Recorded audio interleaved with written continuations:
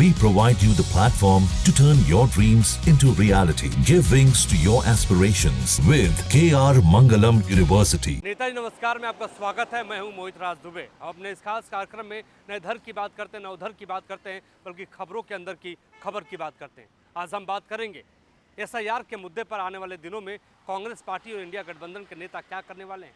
राहुल गांधी के वोट चोरी वाले आरोप के बाद इंडिया गठबंधन की सड़क पर क्या रणनीति होगी। दरअसल मत एक बटन दबाने की प्रक्रिया नहीं है, बल्कि हर एक नागरिक का अधिकार है, उसकी आवाज़ है, उसकी उम्मीद है। अगर किसी भी नागरिक को उसके मत से वंचित किया जाता है तो दुनिया के सबसे बड़े लोकतंत्र पर हमला है, एक कुठाराघात है।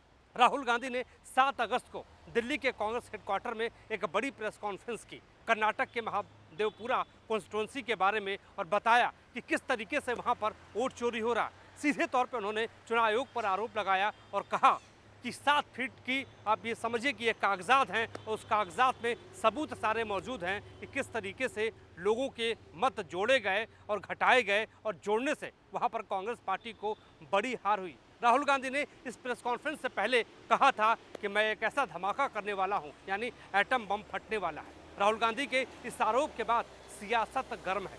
7 अगस्त की प्रेस कॉन्फ्रेंस के बाद राहुल गांधी ने करीब दोपहर 2 बजे प्रेस कॉन्फ्रेंस की और उसके बाद शाम को उन्होंने इंडिया गठबंधन के नेताओं को डिनर पे बुलाया और जब डिनर पे बुलाया तो वहाँ पे भी इसी मुद्दे पर राहुल गांधी ने प्रेस कॉन्फ्रेंस की। हमारे सूत्र बता रहे हैं कि राहुल गांधी की इस प्रेस कॉन्फ्रेंस के बाद तमाम इंडिया गठबंधन के नेताओं ने, चाहे अखिलेश सिंह यादव हो, फारूक अब्दुल्ला हो, उद्धव ठाकरे हो, तमाम बड़े बड़े नेता वहाँ पे मौजूद थे, शरद पवार हो, सबने ताली बजाई और कहा कि दिक्कत बहुत बड़ी है और इसका कहीं ना कहीं समाधान निकलना ज़रूरी है। समाधान किस रूप में होगा, किस तरीके से होगा, ये तो देखने वाली बात होगी। लेकिन हाँ, इंडिया गठबंधन ने, कांग्रेस पार्टी ने इस मामले पर रणनीति बना ली है सड़क पर उतरने की।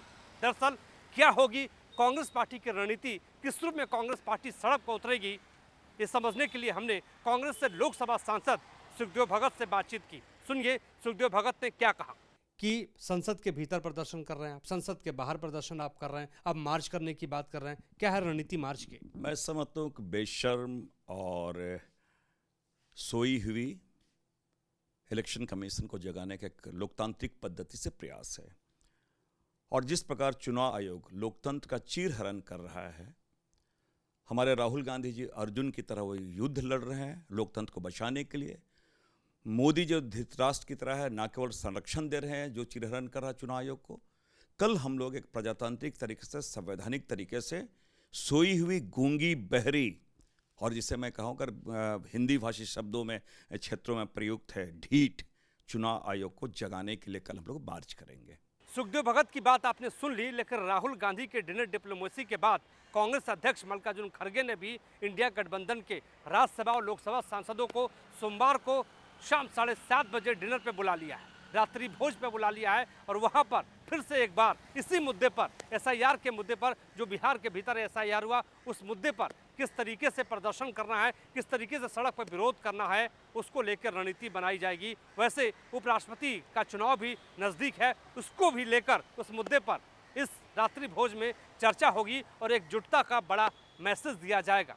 दरअसल जिस तरीके से राहुल गांधी, मल्लिकार्जुन खड़गे या इंडिया गठबंधन के नेता इस मामले पर रणनीति बना रहे हैं, यानी आने वाले दिनों पर संसद से लेकर इस मामले पर सड़क तक संग्राम आपको दिखाई देगा। राहुल गांधी ने प्रेस कॉन्फ्रेंस के बाद, यानी 7 अगस्त के प्रेस कॉन्फ्रेंस के बाद 8 अगस्त को वो कर्नाटक के भीतर बेंगलुरु गए, वहाँ पे उन्होंने एक रैली की और रैली में 5 सवाल जो है चुनाव आयोग से पूछे और कहा कि बताइए कि जो 5 सवाल है इसका जवाब आप कैसे देंगे। दरअसल चुनाव आयोग इस पूरे मामले को लेकर लगातार ये कहता रहा है, इस पूरे मामले पर अपनी आपत्ति दर्ज करवाता रहा है और खारिज करता रहा है कि राहुल गांधी को ओथ के माध्यम से ये बताना होगा, यानी शपथ लेना होगा कि जो भी वो आरोप लगा रहे हैं वो सही है या गलत। लेकिन राहुल गांधी कहते हैं कि वो नेता विपक्ष हैं और सदन के भीतर वो संविधान लेकर शपथ ले चुके हैं कि जो भी वो कहेंगे जनता से संबंधित वो सही होगा। यानी कुल मिलाकर इस मुद्दे पर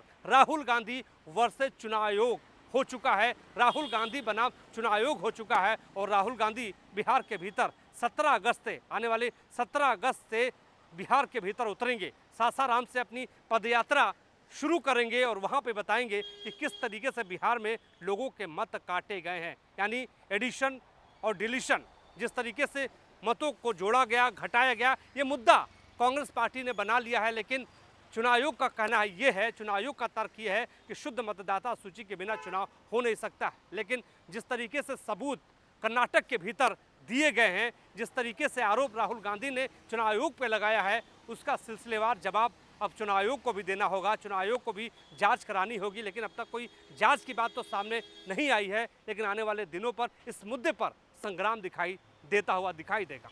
आज के लिए बस इतना ही। मेरे सहयोगी सुधीर कुमार शर्मा के साथ मुझे दीजिए इजाजत। नमस्कार। जहाँ भक्ति है हर शब्द में, कथाओं में छुपे हैं दिव्य रहस्य और ज्योतिष देता है जीवन को दिशा। धर्म से जुड़ी हर बातों को जानने के लिए हमारे चैनल स्तुति को सब्सक्राइब करें। चैनल पर जाने के लिए इस लिंक पर क्लिक करें।